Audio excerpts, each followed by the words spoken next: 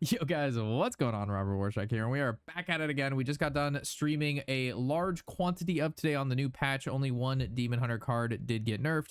However, even with one card getting nerfed, which was the Void Scale, it has lost its battle cry and it's back to just Death Rattle. The weapon is still at the 3 durability, and it is still a very, in my opinion, good deck. You can play the old version and still do very fine with it. Granted, slightly not as good, but still very good. But since everybody stopped playing Demon Hunter, all of the Demon Hunter tech went away, and all of just the Demon Hunter power went away, right? But again, if you still want to play Demon Hunter because you enjoy the deck, I still think it's good. We also got a couple new cards, the Soul Immolation. I've been played this all day today.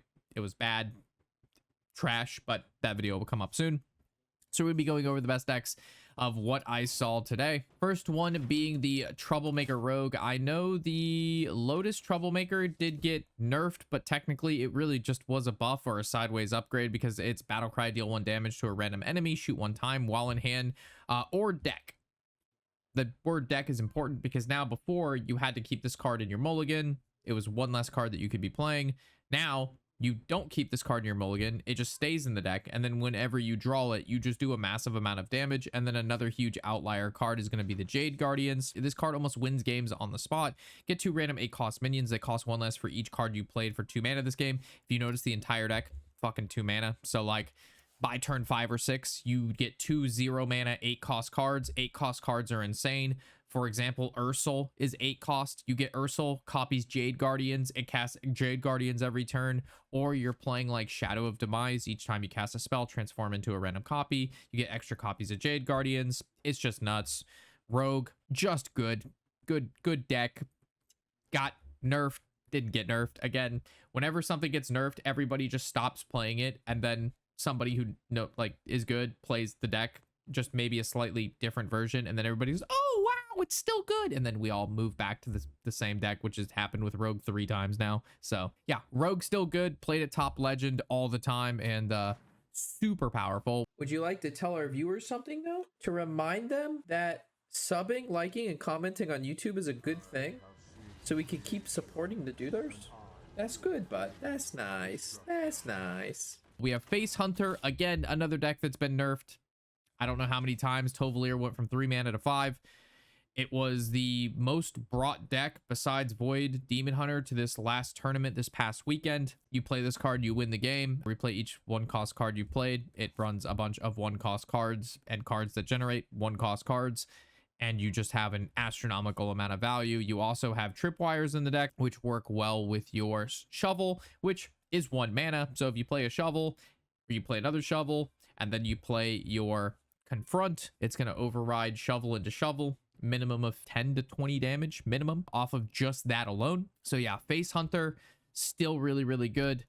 If you were to choose between Face Hunter and Rogue, I would say both probably equal as skill testing. Rogue's just every game's a little bit different because the cards you randomly create could be insanely powerful or maybe not so powerful, and you got to find a way to make them powerful.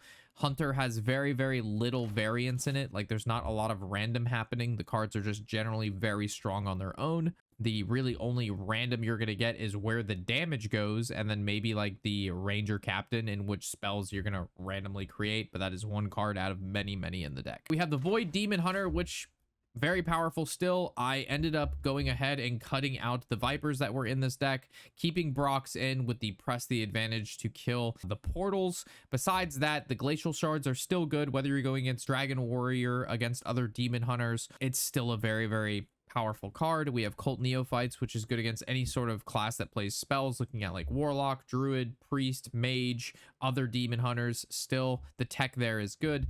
The Viper, probably not so much anymore because, again, everybody was running the Viper to deal with the Scythe, or by accident Quest Mage. If you want to run Viper, go ahead and cut like a Press the Advantage, or go ahead and cut like a Wyvern Slumber. But basically all of the Demon Hunters have migrated to Zee Shaman or Mug Shaman based on the tournament we just saw this weekend, which was the runner-up deck in win rate. So whenever something gets nerfed, that's the best. Whatever the second best is just becomes the best, and then everybody just migrates to that like a bunch of cattle. Moving down to Zee Shaman, this was not a super brought deck in the tournament, but then performed very good in the tournament, and then now is exponentially popular coming in today. This is probably one of my most queued against decks, which is weird because it runs like Prize Vendor and fucking Glacial Shards and Neophyte and Play Store. It's just a wacky deck. It just plays a bunch of tiny minions, and then the middle to top end is a bunch of very powerful Battle Cry. I am convinced that basically all of these shamans are just Herald Shaman in disguise because they run the Herald cards, and then with the double Battle Cry, you're just heralding a bunch of, instead of running the spell Herald, you're just double battle crying the minion Herald, and then you're still running Ultra, you're still running Alakir, and you're still running Deathwing, which was the entire point of running Herald. So you just run Herald with double battle cry.